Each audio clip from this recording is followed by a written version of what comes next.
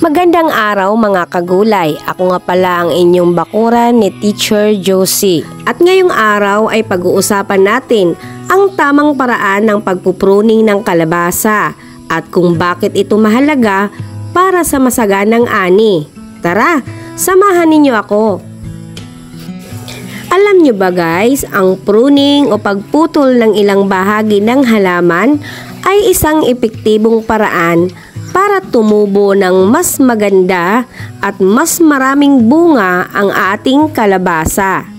Una sa lahat, ang pruning ay ginagawa kapag ang halaman ay malago na.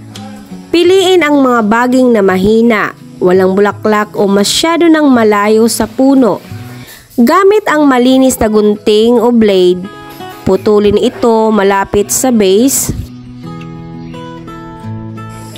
Pero wag lahat. Ang layunin natin ay i-focus ang energy ng halaman sa pagbunga, hindi sa sobrang daming dahon. Alam nyo ba guys, sa pagpupruning, mas maraming nutrients ang mapupunta sa mga bunga. Mas nagkakaroon ng bentilasyon ang halaman, kaya iwas sa mga peste at sakit. At higit sa lahat, mas lalaki at magiging healthy ang bunga ng kalabasa. Ayan guys, makikita nyo naman kung paano natin ipruning ang ating kalabasa.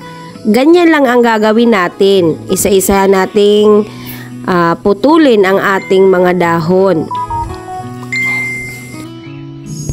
Ayan guys, sana ay may natutunan kayo sa simpleng gardening tip na ito. Huwag kalimutang i-like, i-share at mag-subscribe para sa mas marami pang tips sa pagtatanim.